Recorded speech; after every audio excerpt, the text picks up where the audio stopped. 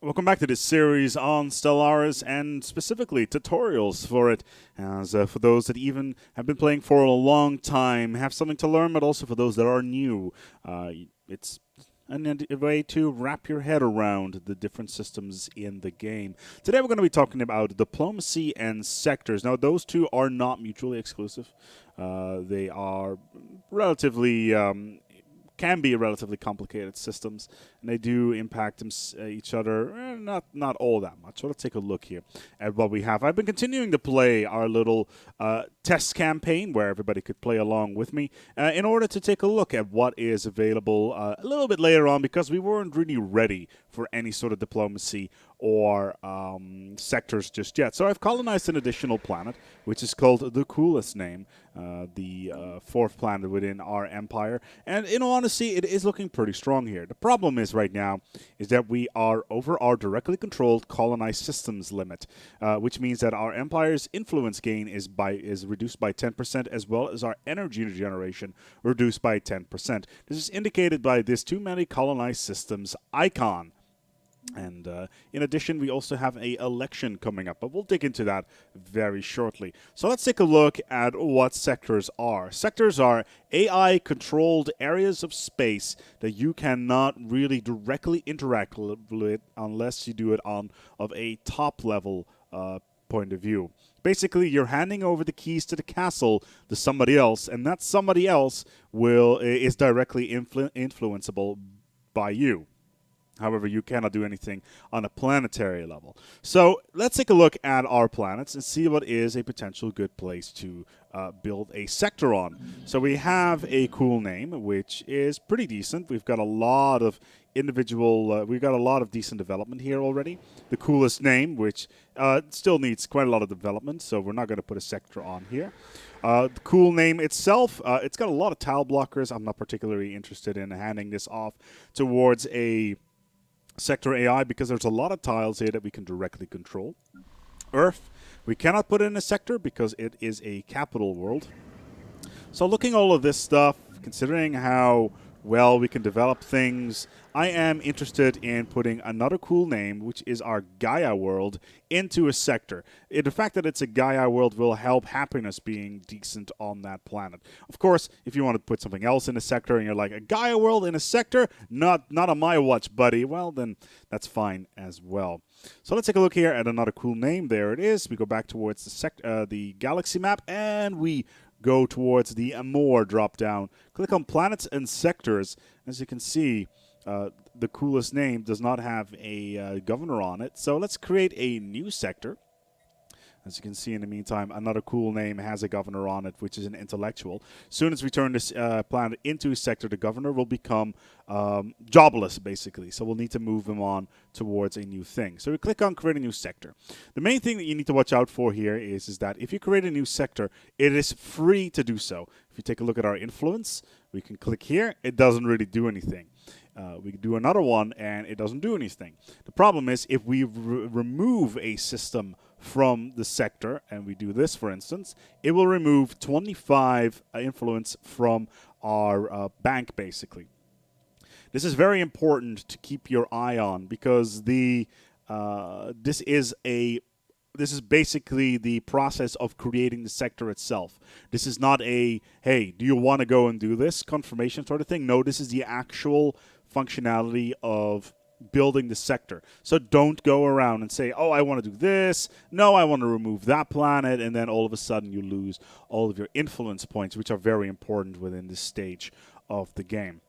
Once you're happy with the planets you've added, in my particular case, I've added a bunch of undeveloped worlds. There's a bunch of energy worlds in here as well, a potential colonization target. I may actually add this as well because it has a bunch of resources as well that the sector itself can develop. And then we can close it. And as you can see, we now have a sector called Another Cool Name. Now, first of all, immediately in our ledger, in our outliner, we find that we now have a sectors tab. Let's close all of these up so that we can see it a little bit clearer. and we got our sectors tab. Now, another cool thing here is that if we have more than one planet in here, we can click on this button and then very quickly just cycle through all the planets within the sector. But we don't need to do that. We've got this button here, which is to manage the sector, which is the menu that we were just in. And we got the sector settings tab. Now, the sector settings tab is probably the most important one in the game. The one that we have right here is just one for a quick check, but we can go a little bit deeper into the system. So as you can see, our leader, which we can assign, was the intellectual, has been kicked off the planet as a governor, and we can reassess that as a governor for the sector itself. Now, as you can see, the sector has a bunch of income, and these are the combined incomes for all of the planets within the sector. We can actually set those through this menu. You may have seen this before, as I did use it just now, that we have a bunch of options that we can set on the sector. For instance, the sector could potentially be a good thing for energy. Now, let's take a look here. We've already got a bunch of labs down here. There's also already a bunch of decent lab things that we can put here. So if we go into the sector management, I think this would be a good research sector. Now, what this will do is it will give the governor or the AI that governs the sector the ability to change all the tiles within the sector to best accommodate a research focus. It will also try to balance its economy so it actually has the resources to build those. So no longer will you be able to directly control the actual planet. I can give you an example here. If we actually go there, we can no longer build anything on the planet. We can set rights for the species on the planet, but it doesn't really apply to anything else. That is more of a global tag, but we can no longer do anything on the planet, which is all being handled by the sector AI. So if we go back in towards the planets and sectors section, we also see that we've got some sector settings down in here on the little sector contribution tab. Now, the sector contribution tab is actually quite important. What it does is it changes the amount of resources it will give your empire per month. Now, normally, in the late game, I would suggest to always set it to 75 to get the maximum amount of resources from the sector. However, considering we are at the start of the game, we're only 20 years in, having this set to 0 is a good thing because it means that the sector can actually handle its economy. If you would set it to 75, we would just get 1 mineral a month from other things due to its 75 contribution. If we set it to 0, it will get 4 minerals a month, which means it actually has minerals to develop itself. Let's go and give them some energy with these two buttons. We can't really give them like 1,000 or 10 or anything like that by holding Control or Shift, which is a bit of a shame. And let's give them a bunch of minerals so they have something to develop. We also are going to go once again to the system settings and see whether or not they have anything to do. Well, they can build military stations, which is pretty good. It goes out of their allotted energy stockpile. They can do space construction, which means that they can start building spaceports as well as building mining stations on all of these planets, which is why I've given them access to all these worlds. Colonization, which is relatively straightforward. They're allowed to colonize within their own sector. It does add up towards your technology modifier when it comes to planetary stuff. Respectile resources is actually kind of important. It basically means that, for instance, if I go towards the planet, apparently it doesn't want to go towards the planet. That is a little bit, there we go. Basically, it will respect the tile resource there. So it will always build an energy plant or anything energy related on an energy tile. Food, it will respect the food. It will respect science, etc. This is rather important when it comes to developing a sector well when it comes to their resources. Of course, when a sector has a lot of food and mining tiles on it, and you want to focus on science, you can just turn that off, and it will just completely focus on putting science buildings on that sector. So let's go back to, oh, that is the wrong button. Let's go back towards the sector settings. Redevelopment, basically, if you change the focus of the sector with redevelopment, it will change the development of those buildings.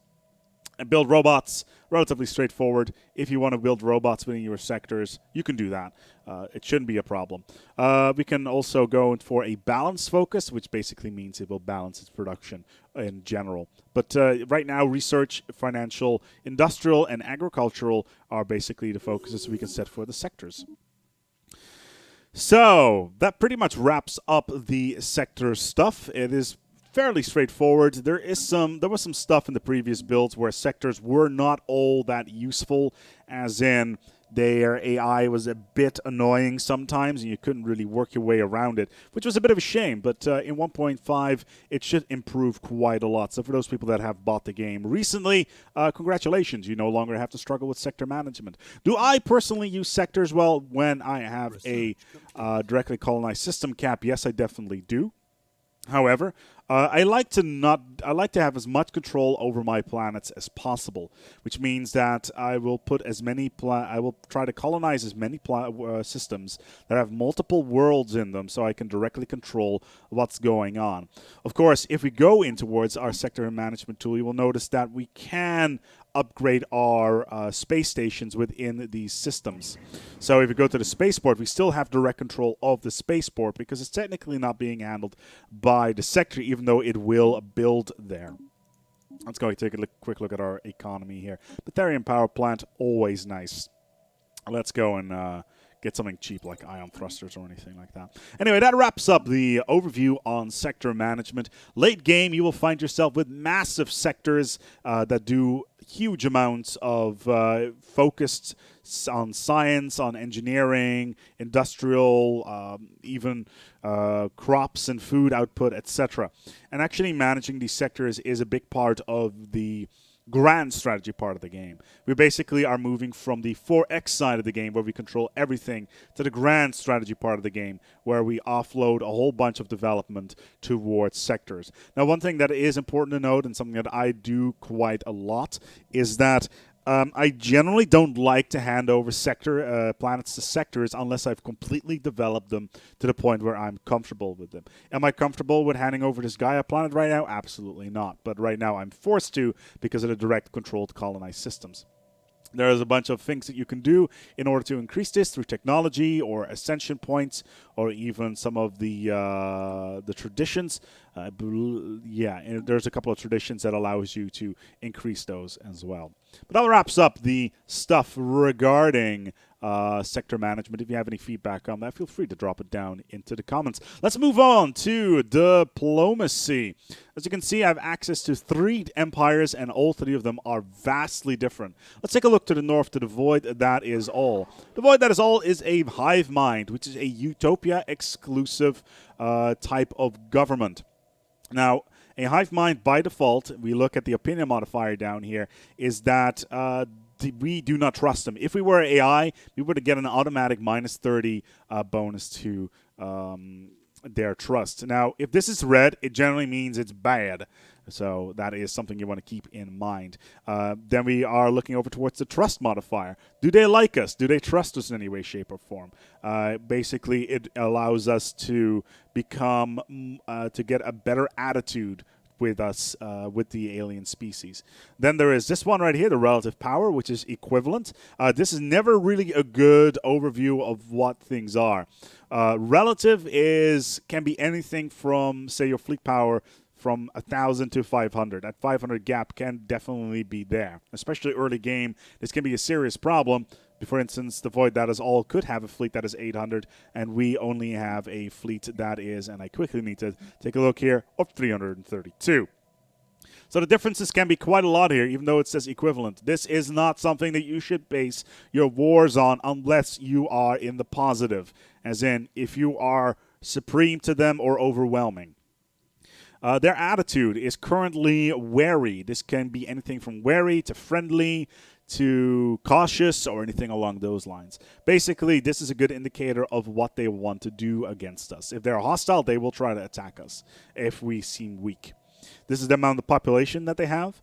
This is the amount of worlds that they have, and this is their opinion modifier. Now, we can do a bunch of things here in this particular menu. It has been condensed quite a lot ever since, I think 1.3 came out. In 1.3, there was a big overhaul in diplomacy. We originally had embassies. They no longer exist within the game, and as effectively, we have a bunch of different systems in place there.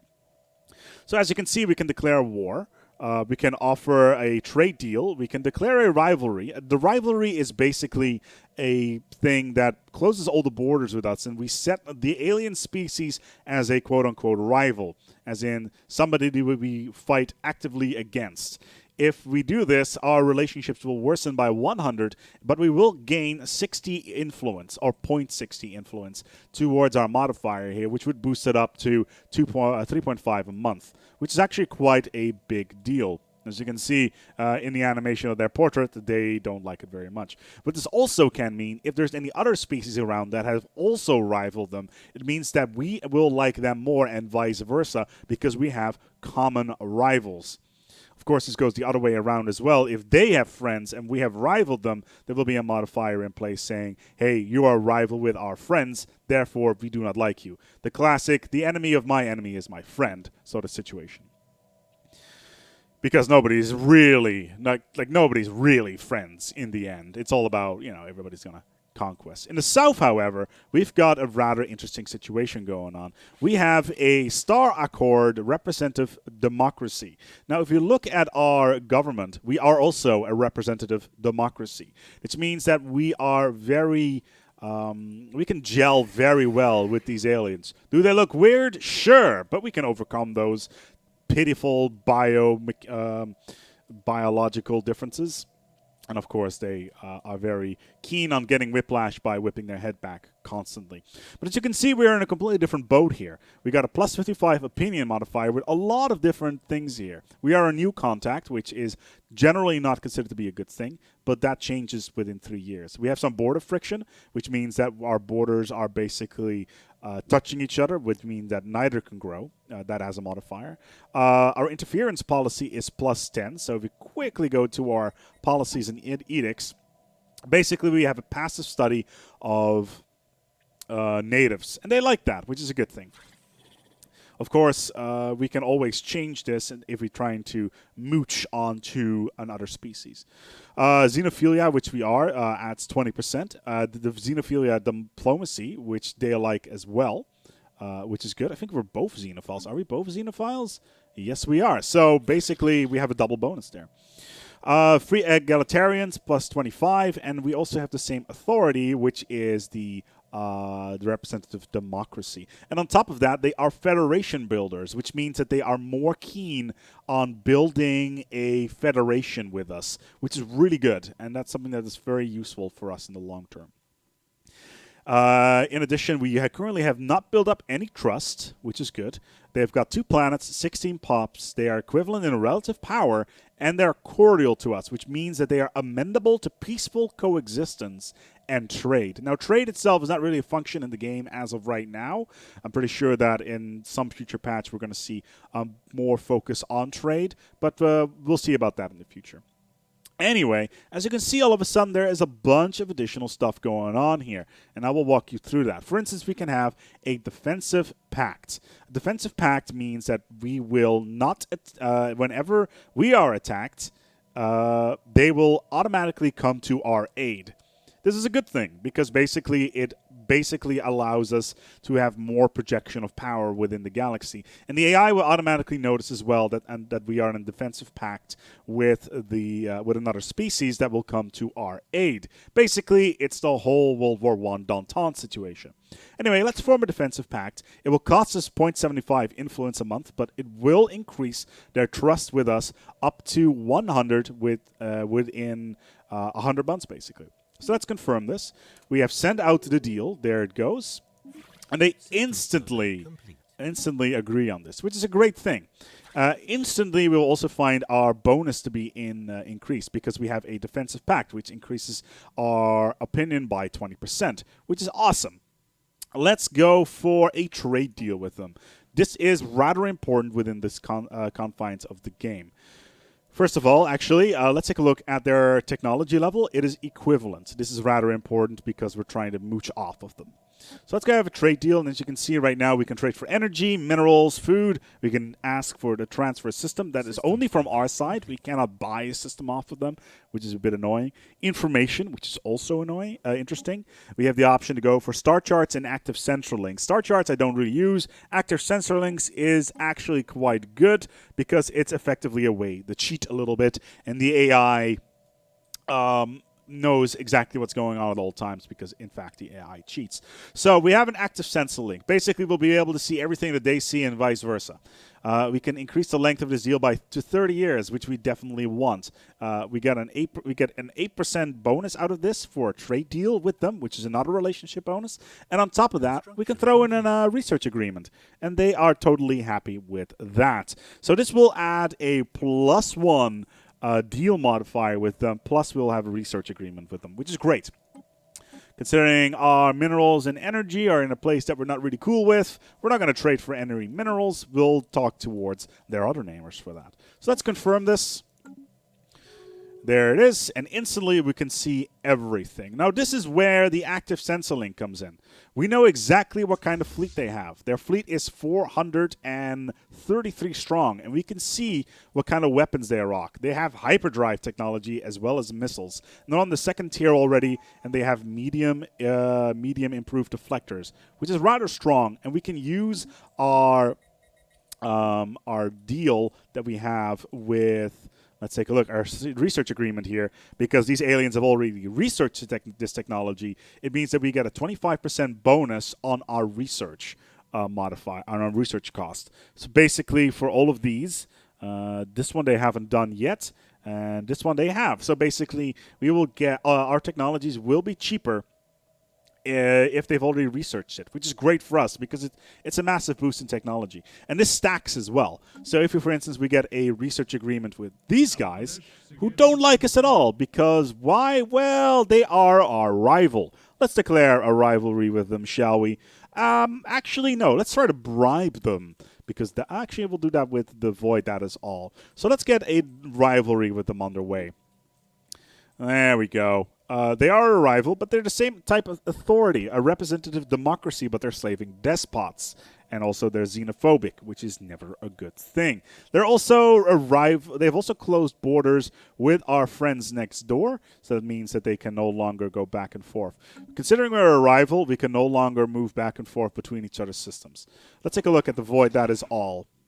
Okay, so the Void, that is all, has a -49 border friction. And we want to crank this up into the positive because we want to be their friends. Those delicious hive minds, we want to be their friends. So let's go and bribe them, shall we?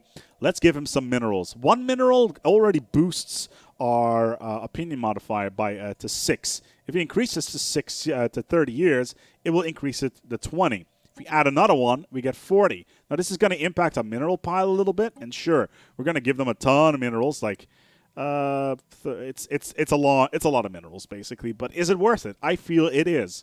So let's confirm this deal. Research complete. There we go. And as you can see, we're instantly at +21 because of a favorable trade deal modifier. And now this should change our trust modifier as well as their attitude towards us. So now it's just a question of time to see whether or not we will be their friends. And this bribe, so to speak, is going to give it a long way. We have a diplomatic offer. Good timing. They want the star charts with us. Do we want to give them our star charts? Hell no, and I'll tell you why. If we give them access to our star charts and vice versa, their worlds will no longer be researchable from an anomaly point of view. Basically, we'll know exactly what is on their worlds, and all their worlds that we have access to star chart-wise will no longer be researchable from an anomaly point of view, which completely hampers our growth in experience for our researchers that are on those ships. In my opinion, always decline star charts. If you disagree, feel free to pop that down in the comments. The Void That Is All has accepted our deal, which is great.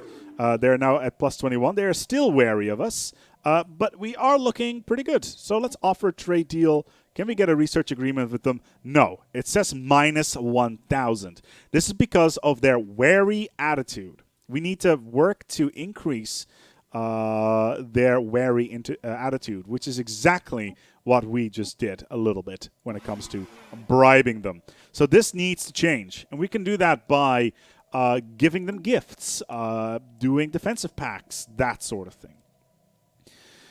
Well, this will wrap up the overview of diplomacy. We have rivaled a species. We are in the midst of bribing another, and we have set up the start of a beautiful friendship with the Star Accord to the south, because they are very similar to us, and because of our defense pact, we will now be able to defend ourselves a lot easier. I hope this was useful to you, and if you learned something, feel free to drop it down in towards the comments. If you feel that, hey, ASpec, you're an idiot and you've missed something, that's fine as well. Feel free to drop it down there. Until next time we're going to be taking a look at, let's take a look at war, shall we? Take care of yourselves and each other.